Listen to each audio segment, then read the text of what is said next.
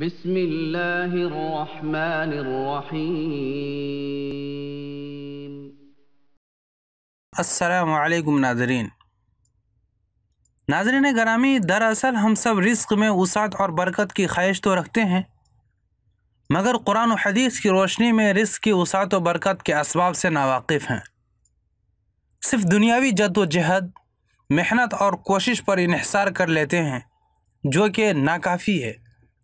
لہذا قرآن و حدیث کی روشنی میں میں رزق کی وسعت اور برکت کے چند ایسے اسباب آپ کو بتاؤں گا کہ اگر ہم دنیاوی جد و جہد کے ساتھ ساتھ ان اسباب کو بھی اختیار کر لیتے ہیں تو اللہ تعالیٰ ضرور ضرور ہمارے رزق میں کشادگی اور برکت عطا فرمائے گا انشاءاللہ، جو کہ ہر شخص کی خواہش ہوتی ہے۔ اور اگر آپ یہ ویڈیو مکمل دیکھ لیتے ہیں اور جو میں بتاؤں گا اس پر پورا عمل کر لیتے ہیں تو میں آپ کو دعوے کے ساتھ کہہ سکتا ہوں کہ آپ کے رزق میں صرف کشادگی ہی نہیں بلکہ برکت بھی ہوگی۔ اور یہ میرا دعویٰ نہیں بلکہ ہمارے رب کا وعدہ ہے، لیکن ہماری بدقسمتی ہے کہ ہم اپنے رب کے فرمان پر عمل نہیں کرتے، ہم اپنے رب کے احکام پر عمل نہیں کرتے اور ان کے رحمت و برکت سے محروم رہتے ہیں۔ تو چلیں بڑھتے ہیں ویڈیو کی جانب اور بتاتے ہیں کہ ہمیں کیا کرنا چاہیے تاکہ ہمارے رزق میں برکت بھی ہو اور کشادگی بھی ہو۔ تو سب سے پہلا کام جو ہمیں کرنا ہے وہ یہ ہے کہ استغفار اور توبہ، یعنی اللہ تعالیٰ سے گناہوں کی معافی مانگنا۔ اللہ تعالیٰ قرآن کریم میں حضرت نوح علیہ السلام کے متعلق سے فرماتا ہے کہ انہوں نے اپنی قوم سے کہا، بسم اللہ الرحمن الرحیم، فَقُلْتُ اسْتَغْفِرُوا رَبَّكُمْ إِنَّهُ كَانَ غَفَّارًا يُرْسِلِ السَّمَاءَ عَلَيْكُمْ مِدْرَارًا وَيُمْدِدْكُمْ بِأَمْوَالٍ وَبَنِينَ وَيَجْعَلْ لَكُمْ جَنَّاتٍ وَيَجْعَلْ لَكُمْ أَنْهَارًا۔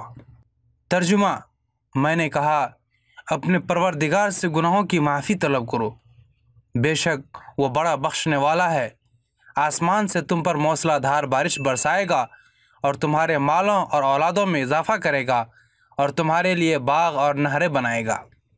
مفسرین کرام لکھتے ہیں کہ سورہ نوح کی ان آیات اور سورہ ہود کی آیت نمبر 3 اور 52 میں اس بات کی دلیل ہے کہ گناہوں کی معافی مانگنے سے رزق میں وسعت اور برکت ہوتی ہے۔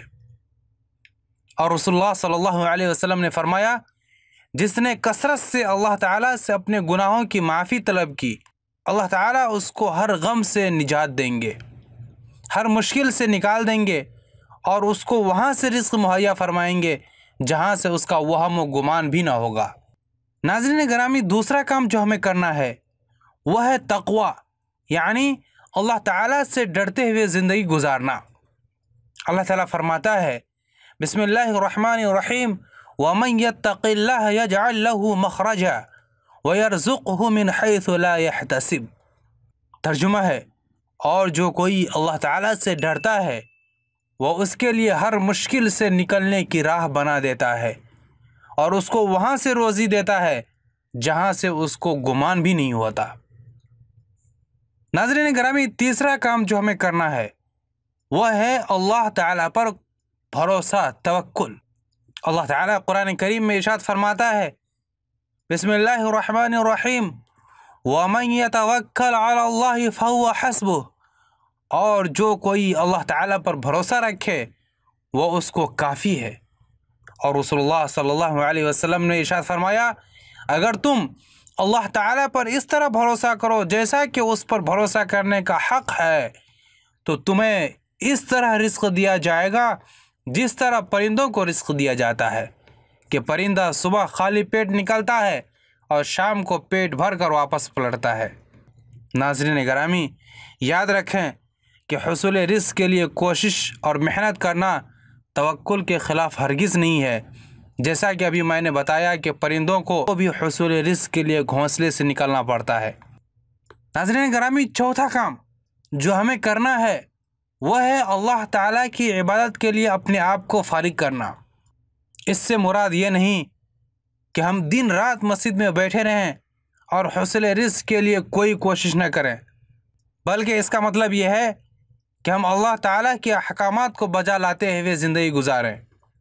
رسول اللہ صلی اللہ علیہ وسلم نے ارشاد فرمایا، بے شک اللہ تعالیٰ ارشاد فرماتا ہے، اے آدم کے بیٹے، میری عبادت کے لیے اپنے آپ کو فارغ کر، میں تیرے سینے کو تونگری یعنی بے نیازی مالداری سے بھر دوں گا اور لوگوں سے تجھے بے نیاز کر دوں گا۔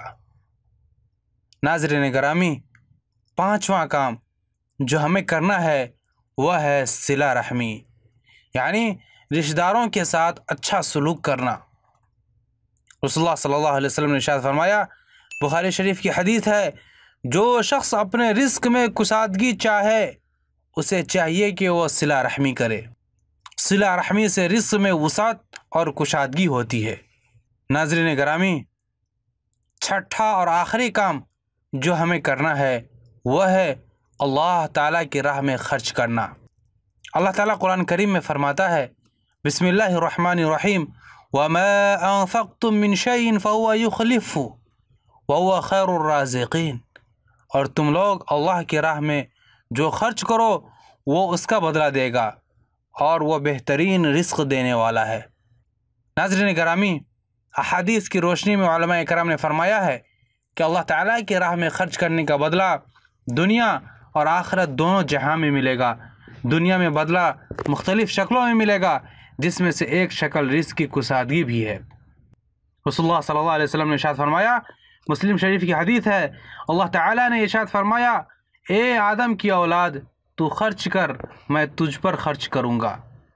میرے عزیز دوستوں اور بھائیوں، جس طرح حصول رزق کے لیے ہم اپنی ملازمت، کاروبار اور تعلیم و تعلم میں جد و جہد اور کوشش کرتے ہیں، جان و مال اور وقت کی قربانیاں دیتے ہیں، اسی طرح قرآن و حدیث کی روشنی میں ذکر کیے گئے ان اسباب کو بھی اختیار کریں گے تو اللہ تعالیٰ ہمارے رزق میں وسعت اور برکت ضرور عطا فرمائے گا انشاءاللہ۔ اللہ تعالیٰ ہمیں اخروی زندگی کو سامنے رکھ کر یہ دنیاوی فانی زندگی گزارنے والا بنائے، آمین ثم آمین۔ آج کے لیے اتنا ہی۔ اگر ویڈیو پسند آیا ہو تو لائک ضرور کر دیں، اور مزید اس طرح کی ویڈیوز کے لیے ہمارے چینل کو سبسکرائب کر کے بیل آئیکن پر ضرور سے کلک کر دیں تاکہ ہر نئے آنے والے ویڈیوز کا نوٹیفیکیشن آپ کو بر وقت ملتا رہے۔ ملتے ہیں پھر کسی نئی ویڈیو کے ساتھ، تب تک اپنا بہت سارا خیال رکھیے گا۔